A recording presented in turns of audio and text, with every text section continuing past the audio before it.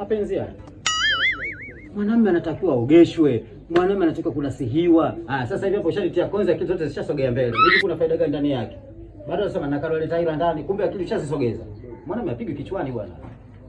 Hivi wana akili timamu mzee. Wale watoto wadogo, mapenzi yao ya kitotototo.